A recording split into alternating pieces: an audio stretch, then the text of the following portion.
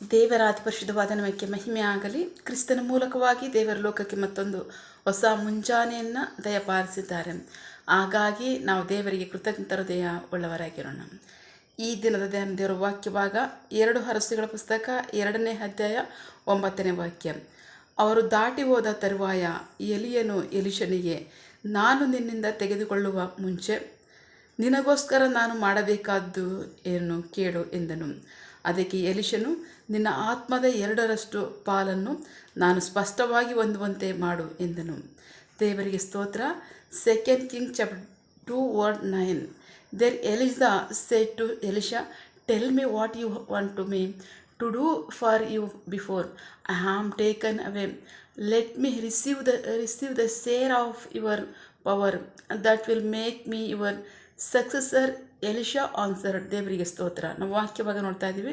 ವಾಕ್ಯಭಾಗದಲ್ಲಿ ಪ್ರೀತಿ ಮಕ್ಕಳೇ, ಮುಂಜಾನೆ ಸಮಯದಲ್ಲೇ ಸರ್ವಶಕ್ತನಂತ ದೇವರು ನಮ್ಮ ಸಂಘ ಮಾತನಾಡ್ತಾ ಇದ್ದಾರೆ. ವಾಕ್ಯಭಾಗ ನೋಡ್ತಾ ಇದ್ದೀವಿ. ಎಲಿಯ ಮತ್ತು ಎಲಿಷನ ನಡುವೆ ನಡೆದಂತಹ ಸಂಭಾಷಣೆ. ದೇವರಿಗೆ ಸ್ತೋತ್ರ. ಬಹಳ ಪ್ರಮುಖವಾಗಿ ಎಲಿಯನ್ನ ಪರಲೋಕಕ್ಕೆ ದೇವರು ಒಯ್ಯುವ ಸನ್ನಿವೇಶದಲ್ಲಿ ಅವನ ನಂತರದ ಉತ್ತರಾಧಿಕಾರಿಯರು ಅಂದರೆ ಅವನ ಶಿಷ್ಯನಾದಂಥ ಎಲಿಷನನ್ನು ದೇವರು ಮುಂಚಿತವಾಗಿ ಸಿದ್ಧ ಮಾಡಿ ತರಬೇತಿಗೊಳಿಸಿ ಅವನ್ನ ರೆಡಿ ಮಾಡಿದರು. ಈಗ ಎಲಿಯನು ಪರಲೋಕಕ್ಕೆ ಹೋಗುವಂಥ ಸಮಯ ಬಂದಿದೆ. ಆದರೆ ಆ ಸಮಯದಲ್ಲಿ ಇವರಿಬ್ಬರ ನಡುವೆ ನಡೆದಂಥ ವಾಗ್ವಾದದಲ್ಲಿ ಎಲಿಯನನ್ನು ಎಲಿಷನು ಬಿಟ್ಟುಕೊಡ್ತಾ ಇಲ್ಲ. ಯಾಕೆಂದರೆ ನನಗೆ ನಿನ್ನ ಆತ್ಮನ 2ರಷ್ಟು ಆತ್ಮ ಬೇಕು ಅಂತ ವಾಕ್ಯದಲ್ಲಿ ಹೇಳೋ ಪ್ರಕಾರವಾಗಿ ಅವನು ದೇವರಲ್ಲಿ ನಾನು ಇನ್ನಷ್ಟು ಬಲವನ್ನು ಹೊಂದ್ಕೊಂಡು ದೊಡ್ಡ ಸೇವೆ ಮಾಡಬೇಕು ಅಂತ ಆಸಕ್ತಿ ಉಳ್ಳವನಾಗಿದ್ದಾನೆ. ಎಲಿಯನನ್ನು ಕೇಳ್ತಾ ಇದ್ದಾನೆ, ನಿನ್ನ ಆತ್ಮನ 2ರಷ್ಟು ಆತ್ಮ ನಾನು ಹೊಂದ್ಕೊಳ್ಳುವಂತೆ ಏನಾಗಬೇಕು ನೀನು ಮಾಡು ಅಂತ.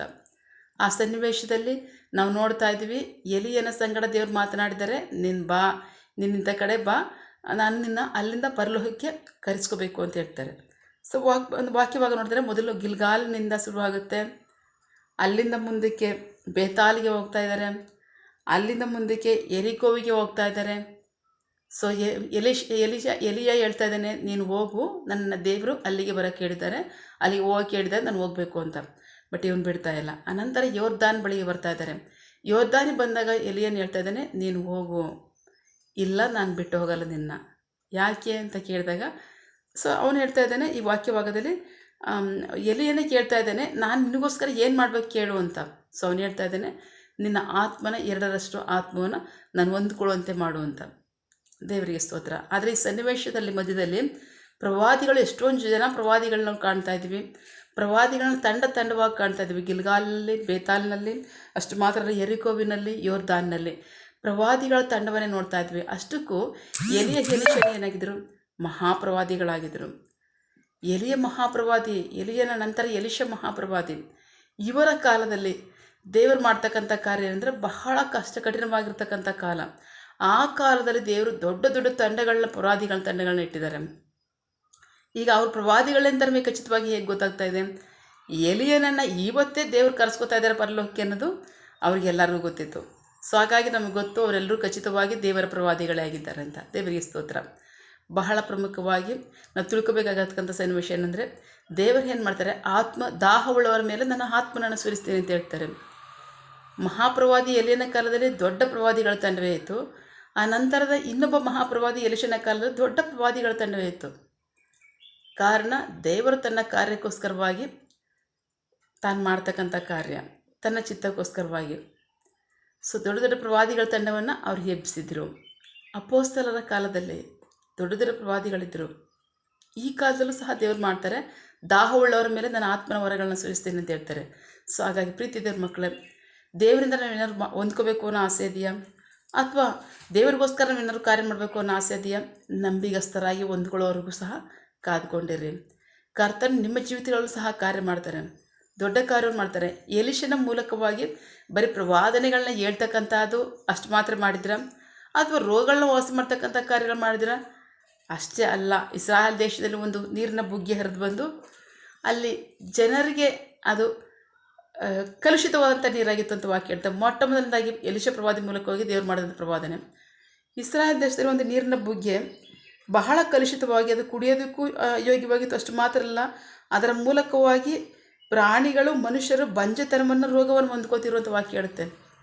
ದೇವರು ಆ ನೀರನ್ನು ಶುದ್ಧೀಕರಿಸಿ ಅದನ್ನು ಕುಡಿಯೋದಕ್ಕೂ ಯೋಗ್ಯವಾಗಿ ಮಾಡಿ, ಅಷ್ಟು ಮಾತ್ರ ಅಲ್ಲ, ವ್ಯವಸಾಯಕ್ಕೆ ಯೋಗ್ಯವಾದ ರೀತಿಯಲ್ಲಿ ಮಾಡಿರುವಂಥ ವಾಕ್ಯ ಹೇಳುತ್ತೆ. ಸೊ ಹಾಗೆ ಇನ್ನೂ ಎಷ್ಟೋ ದೊಡ್ಡ ಕಾರ್ಯಗಳನ್ನ ಎಲೀಷ ಪ್ರವಾದಿ ಮೂಲಕವಾಗಿ ಮಾಡಿದ್ರು. ಹೌದು, ದೇವರ ಪ್ರವಾದಿಗಳನ್ನ ಬರೀ ಪ್ರವಾದನೆ ಹೇಳೋದಕ್ಕೂ ರೋಗಗಳನ್ನ ವಾಸಿ ಮಾಡೋದಕ್ಕೋಸ್ಕರ ಉಪಯೋಗಿಸ್ತಾರ? ಇಲ್ಲ, ತನ್ನ ಚಿತ್ತಾನುಸಾರವಾಗಿ ಮಹಾ ಕಾರ್ಯಗಳನ್ನ, ಪ್ರಕೃತಿನಲ್ಲಿ ದೊಡ್ಡ ದೊಡ್ಡ ಕಾರ್ಯಗಳನ್ನ ಸಹ ಮಾಡಿರ್ತಕ್ಕಂಥದ್ದನ್ನು ನೋಡ್ತೀವಿ. ಆಮೇನ್. ಸೊ ಹಾಗಾಗಿ ದೇವರ ಕಾರ್ಯವನ್ನು ಮಾಡಬೇಕು ಅಂತ ಆಸೆ ಇದೆ ಪ್ರೀತಿ ದೇವ್ರ ಮಕ್ಕಳೇ, ಖಚಿತವಾಗಿ ನೀವು ಒಪ್ಪಿಸ್ಕೊಡ್ರಿ. ಒಪ್ಪಿಸ್ಕೊಡೋದಾದರೆ ದೇವರು ನಿಮ್ಮ ಜೀವಿತಗಳಲ್ಲೂ ಸಹ ಕಾರ್ಯ ಮಾಡ್ತಾರೆ. ಆಮೇನ್. ದೇವರಿಗೆ ಮಹಿಮೆ ಆಗಲಿ, ನಮಗೆ ಆಶೀರ್ವಾದ ರಕ್ಷಣೆ ಉಂಟಾಗಲಿ. ಆಮೇನ್. ಪ್ರಾರ್ಥಿಕೊಳ್ಳೋಣ. ಸಕಲ ಸೃಷ್ಟಿಕರ್ತನೆ, ಸರ್ವಾಧಿಕಾರಿಯೇ, ಸಾರ್ವಭೌಮನೆ, ಉನ್ನತನೇ, ಮಹೋನ್ನತನೇ, ಮಹಾಪರಿಶುದ್ಧನೇ, ಪ್ರೀತಿ ಸ್ವರೂಪನೇ, ನೀತಿವಂತನೇ, ಅಧಿಪತಿಯೇ, ಸೇನಾಧೀಶ್ವರನೇ ಇರುವ ಆತನೇ, ಸರ್ವವ್ಯಾಪೇಸಪ್ಪ. ಇದನ್ನು ವಾಕ್ಯಗಳ ಮೂಲಕವಾಗಿ ನಮ್ಮ ಸಂಘ ಮಾತಾದಂತಹ ನಿಮ್ಮ ಪ್ರೀತಿಗಾಗಿ ನಂಬಿಗಸ್ಗೆ ನಿಮಗೆ ಸ್ತೋತ್ರ. ದಾಹವುಳ್ಳವರ ಮೇಲೆ ನನ್ನ ಆತ್ಮನನ್ನು ಸುರಿಸ್ತೇನೆ ಅಂತ ಹೇಳಿದ್ದೀರ. ಅಷ್ಟು ಮಾತ್ರ ಅಲ್ಲ ಸ್ವಾಮಿ, ಎಲೀಷನು ಹೊಂದ್ಕೊಳ್ಳೋವರೆಗೂ ಸಹ ನಿಮ್ಮಲ್ಲಿ ದಾಹವುಳ್ಳವನಾಗಿ ಬೇಡದ ನಿಮಿತ್ತವಾಗಿ ಮಹಾಪ್ರವಾದಿ ಎಲಿಯನಿಗಿಂತ 2ರಷ್ಟು ಆತ್ಮನವನಿಗೆ ಕೊಟ್ಟು ಘನವಾದ ಕಾರ್ಯಗಳನ್ನು ಮೂಲಕವಾಗಿ ಮಾಡಿಸಿದ್ದೀರ. ಅದಕ್ಕಾಗಿ ನಿಮಗೆ ಸ್ತೋತ್ರ ಸ್ವಾಮಿ. ನಿನ್ನಲ್ಲಿ ಆಸಕ್ತಿ ಉಳ್ಳವ್ರನ್ನ ಘನವಾಗಿ ಉಪಯೋಗಿಸು. ನಿಮಗೆ ಮಹಿಮೆ ಆಗಲಿ, ಜನರಿಗೆ ರಕ್ಷಣಾ ಆಶೀರ್ವಾದ ಉಂಟಾಗಲಿ, ನಿಮ್ಮ ರಾಜ್ಯಕ್ಕೆ ಲಾಭ ಉಂಟಾಗಲಿ. ಆಮೇನ್. ಪ್ರಾರ್ಥನೆ ಕೇಳಿದ ಪ್ರೀತಿಗಾಗಿ ನಿಮಗೆ ಸ್ತೋತ್ರ. ಆಮೇನ್. ನಿನ್ನ ಜನರು ಕೈ ಮಾಡ್ತಕ್ಕಂಥ ಕೆಲಸವನ್ನು ಆಶೀರ್ವದಿಸು. ಅವರ ಅವಶ್ಯಕತೆಗಳನ್ನ, ಅಗತ್ಯಗಳನ್ನ ಪೂರೈಸಿ, ಕೊರತೆಗಳನ್ನ ನೀಗಿಸು. ಆಮೇನ್. ಯಾವ ಕಾರ್ಯದಲ್ಲಿ ಅವರು ನಿರೀಕ್ಷೆ ಉಳ್ಳವರಾಗಿದ್ದಾರೆ, ಆ ಕಾರ್ಯದಲ್ಲಿ ತಕ್ಕ ಸಮಯದಲ್ಲಿ ನಿಮ್ಮ ಚಿತ್ತಾನುಸಾರಗಳನ್ನು ಹೊಂದ್ಕೊಳ್ಳಿ. ನೀವು ಹಾಗೆ ಮಾಡೋ ಪ್ರೀತಿಗಾಗಿ ನಂಬಿಗಸ್ತಿಗೆ ನಿಮಗೆ ಸ್ತೋತ್ರ. ನಮ್ಮ ಪ್ರಾರ್ಥನೆಯನ್ನು ಕೇಳಿದ್ದೀರಾ, ಅದರಂತೆ ನಡೆಸಿರೋದಕ್ಕಾಗಿ ಸ್ತೋತ್ರ. ನಮ್ಮ ಪ್ರಾರ್ಥನೆಯನ್ನು ನಮ್ಮ ರಕ್ಷಕನಂತ ಯೇಸು ಕ್ರಿಸ್ತರ ಅತಿ ಪರಿಶುದ್ಧವಾದ ನಾಮದಲ್ಲಿ ಪ್ರಾರ್ಥಿಸಿ ನಿಮ್ಮ ಪಾದಗಳು ಸಲ್ಲಿಸಿ ನಾವು ಬೇಡಿ ಹೊಂದಿದ್ದೇವೆ ನಮ್ಮ ಜೀವವುಳ್ಳ ತಂದೆಯೇ. Amen. God bless you all. ದೇವರು ತಾನೇ ಇದರ ವಾಕ್ಯಗಳ ಮೂಲಕವಾಗಿ ನಮ್ಮ ಸಂಗಡ ಮಾತನಾಡಿದ್ದಾರೆ, ನಮ್ಮನ್ನು ಆಶೀರ್ವದಿಸಿದ್ದಾರೆ. ಆಮೇನ್. All the best.